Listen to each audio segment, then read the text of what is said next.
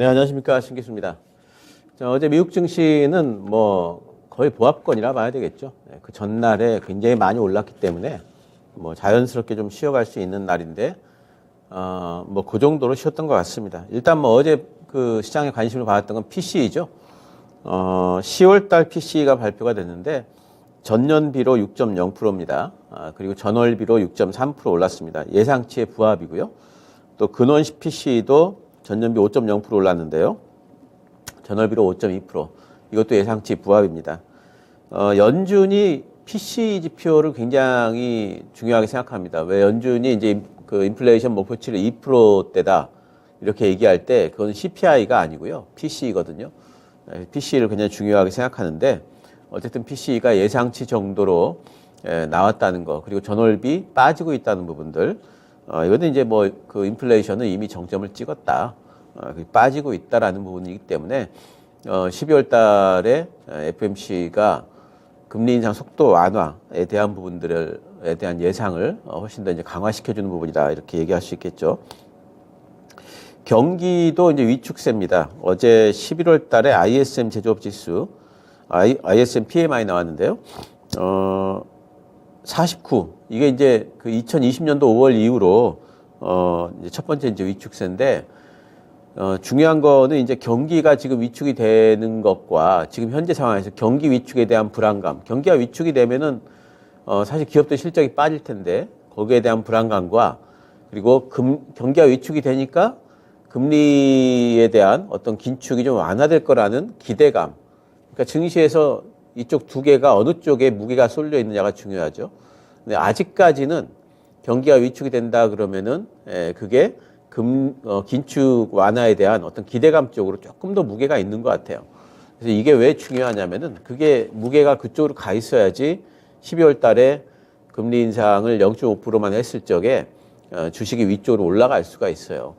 근데 아직까지 그런 부분들이 살아있다라는 부분들, 이런 부분들 뭐 괜찮은 것 같고요.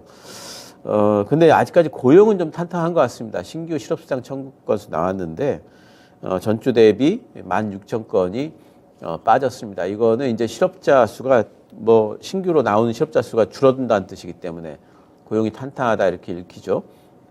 지금 연준은 고용을 굉장히 중요하게 생각하고 있는데, 어쨌든 이제 고용 부분에 있어서도 좀 어느 정도 좀 꺾여줘야지, 그래야지 시장이 조금 박수를 칠 텐데, 이 부분은 조금 어제 시장 기대에 좀 못 미친 부분들이 있습니다. 근데 어쨌든지 간에 어제 증시는 살짝 좀 쉰 부분이 있지만, 어제 달러를 보시면요. 달러 차트 잠깐 보시면은, 달러가 다시 전저점을 하회를 했습니다. 이탈을 했기 때문에 달러는 추가로 하락을 하면서, 여기까지 지금 내려와 있어요. 그러니까 그 8월의 저점까지 지금 내려와 있습니다. 여기서 지지가 될 수도 있고, 한 번 더 빠진다면은 103.6 정도까지, 103.5 정도까지 뭐 빠질 수가 있을 것 같습니다. 그래서 달러는 이제 완전히 꺾였다, 이렇게 봐야 되고요. 또 미국 국채 금리도 한번 보도록 하겠습니다. 10년 만기 국채 금리인데요. 보시면은 또 한 차례 빠졌죠. 전저점을 또 이탈을 했습니다. 그러니까 이제는 이제 달러 뭐 내려오고 이런 부분들은 이제 안전자산 선호로 이제 보고 있죠. 그래서 이제 그런 부분들은 이제 확실히 강화됐다. 그 12월 달에 연말 랠리에 대한 부분들은 어느 정도 이제 수급상으로도 좀 이제 갖춰질 수 있는 조건들이 형성이 되고 있다, 이렇게 이제 봐야 될 것 같습니다. 지금 이제 11월 달 고용 보고서가 오늘 나오는데요. 블룸버그 예상치는 이제 20만 정도 증가하는 걸로 예상하고 있습니다.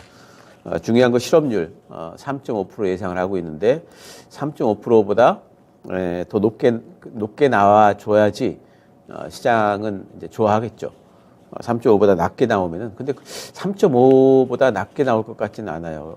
그래서 어쨌든 이 부분도 뭐 좀 긍정적으로 볼 수 있다, 이런 생각이 좀 들고요. S&P 500 차트 잠깐 보도록 하겠습니다. S&P 500은 지금 어떤 형태냐 하면은 200일선과 그리고 위쪽 지붕, 제가 계속해가지고 선을 보여드렸죠. 요 선입니다. 위쪽 좀 빨간 선. 그래서 200일선과 그 지붕 사이에 다락방에 지금 갇혀 있어요. 그러니까 위로 가느냐, 아래, 아니면 여기서 한 차례 조정을 받느냐, 지붕이 있기 때문에 지붕을 뚫지 못하면은 조정이 좀 들어올 텐데 지금 나스닥을 보시면은요. 나스닥이 딱 100일선에 걸쳐 있습니다. 그러니까 지붕을 뚫으려면 나스닥이 중요하죠. 요즘에는 나스닥이 100일선을 뚫고 위쪽으로 가야 됩니다. 만약 여기서 실패하면은 그 얘기는 뭐냐면은 고용 보고서가 시장 예상치보다 좀 잘 나왔더라 이렇게 이제 봐야 되겠죠. 그 실패할 경우 밑으로 이제 조정 받을 수도 있는데 한번 높게 올랐기 때문에 좀 낙폭 크게 빠질 수도 있어요. 근데 이제 그럴 경우에는 오히려 매수 기회로 봅니다. 왜냐하면은 12월 FOMC 때 자이언트 스테이 확률은 거의 없다 이렇게 생각을 하기 때문에 그렇습니다. 자, 어쨌든 연말 증시는 연말 증시가 우상향이라면은 성장주 우위 장사 될 거고요. 어제 우리 시장 같은 경우에도 코스닥이 더 좋았고 코스피 차트 중에서도 중형주나 소형주가 훨씬 더 우세했습니다. 그래서 성장주들 위주로 관심을 여전히 가지시고요. 그리고 따라잡기는 하지 마세요. 어제도 그런 말씀 드렸죠. 따라잡기는 하지 말자 계속 좀 말씀을 드렸습니다. 올라갈 때 자꾸 차트 좋아 보인다고 따라잡다 보면은 그러면은 뭐 아무리 시장이 좋아도요. 계속 순환매가 돌게 되어 있습니다. 시장은 상승장은요 늘 순환매입니다, 여러분. 하락장은 다 같이 빠져요. 우르르 빠집니다. 소나기처럼. 근데 상승장이라는 것은 다 같이 오르는 경우는 한 2, 3일에 불과하고요. 웬만한 상승장은 전부 다 순환매가 돌아요. 그렇기 때문에 따라잡기보다는 늘 조정 구간을 기다리시면은 꼭 조정 구간을 주게 되어 있습니다. 2차 전지, 바이오, 뭐 코스닥 올라간다면 2차 전지 바이오 쪽 올라갈 거고요. 뭐 로봇 메타버스 자율주행 UAM 이런 쪽은 새로운 성장주다 이렇게 말씀드렸고요. 또 게임이나 엔터 쪽도 어제 좋았죠. 좋을 때 자꾸 따라잡지 마세요. 또 쉬는 구간을 기다렸다가 들어가고 이렇게 하시는 겁니다. 게임주가 오히려 지금은 좀 빠져 있기 때문에 게임주 쪽으로 접근이 좀 용이하지 않을까 뭐 생각을 하고 있습니다. 자, 오늘 준비한 종목은요. 화신입니다.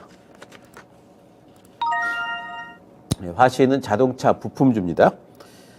화신은 미국 시장 내에서 매출 비중이 제일 높은 부품사예요. 26%인데요. 우리나라 부품사들 중에서 미국 시장에 공장을 갖고 있고 그쪽의 매출 비중이 제일 큰 회사입니다. 미국뿐만 아니라 뭐 중국에도 있고 공장이 뭐 베트남에도 있고 인도에도 있고 이렇게 있어요. 다 어디가 있느냐면은 현대차 옆쪽에다 다 지어놨습니다. 이 회사가 하고 있는 이제 부품이 뭐 이제 여러 가지가 있지만 이제 샤시 쪽 하고 있어요. 좀 덩치가 있습니다. 그러니까 이 덩치 있는 부품을 국내에서 만들어서 해외 공장으로 납품을 하려면은 물류비가 너무 많이 들어요.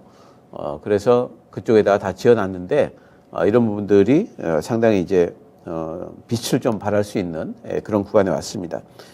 중국 쪽이 계속해가지고 뭔가 좀 안 좋았거든요. 연속적으로 좀 적자여서 부담이 지속됐었는데 지금 중국 쪽을 연결 매출에서 제외를 해버렸습니다. 그 바람에 지금 이제 중국 적자가 안 잡혀요. 이제부터는 다른 법인들의 이제 수익만 잡히기 때문에 수익성이 크게 이제 강화가 될 겁니다. 그리고 지금 현대차 그룹이 전기차를 굉장히 강화하지 않습니까? 전기차용 알루미늄 크로스 멤버하고 컨트롤 암 거기다 플러스 해가지고 배터리백 케이스까지 지금 이제 진출했거든요. 그렇기 때문에 지금 이제 그런 부분의 수혜를 굉장히 많이 받을 수 있고요. 지금 그 자동차 업황에 대해서 내년도에 수요 부진이 올 텐데 괜찮겠느냐 이제 이런 우려들이 있지만 이런 부품 업체들은 내년도에 자동차 업황이 안 좋아서 오는 그런 이제 그 이익 감소하고 매출 감소하고 지금 자동차 업황이 지난 올해 그 상반기까지만 하더라도 차량용 반도체 부족 때문에 굉장히 생산 차질 났지 않습니까? 이제서 회복되는 중이거든요. 그게 회복되기 때문에 나오는 이제 매출 상승하고 두 개를 견줘보면은 생산 차질 완화로 인해 가지고 회복되는 매출 상승이 훨씬 더 큽니다. 그래서 그런 부분에서 내년도에 매출 상승을 충분히 바라볼 수 있고 이 회사 약점이 뭐냐면 부채 비율이에요. 180%가 되는데 근데 이 부분이 이제는 중국 쪽의 수익이 연결로 안 잡히기 때문에 수익성이 올라갑니다. 그 내년도에 매출도 잡히기 때문에 그런 부분에서 이제 부채를 갚아 나갈 여지가 내년도에 충분히 있다. 부채 갚게 되면은 이 회사는 멀티플도 확 뛸 겁니다. 지금 현재 올해 그 PER, 올해 예상 PER 3.18배, 굉장하죠. 굉장히 좀 쌉니다. 굉장히 극심한 저평가고요. 주가가 좀 요 근래에 차트 좀 보도록 하겠습니다. 주가가 요 근래에 좀 올라갔다가 쭉 빠졌기 때문에 뭐 이제 다시 올라오면서 쉬고 있습니다. IRA 법안과 관련한 어떤 우려감들 때문에 자동차도 쉬면서 같이 쉬는데요. 바이든이 어제 그 영국 총리 만나면서 그런 말을 했습니다. 영국 총리, 아니죠. 그 프랑스 총리죠. 마크롱이 IRA 법안에 대해서 굉장히 좀 성토를 하니까 바이든이 IRA 법안에 결함이 좀 있을 수 있다. 그 얘기는 뭡니까? 고칠 수 있다라는 뜻이죠. 그래서 그런 부분에 대한 기대감도 있습니다. 자, 매수가는 시가 2% 이내 가능하겠고요. 목표가는 요번에 나왔던 고점의 어깨 부분입니다. 11,300원 잡도록 하고요. 손절가는 요번에 나왔던 저점 7,100원 잡도록 하겠습니다. 자, 뭐 시장은 견조할 걸로 보고요. 혹시 오늘 이제 고용보고서 때문에 조정받는다면은 뭐 충분히 매수 기회가 될 테니까 너무 걱정할 건 없을 것 같습니다.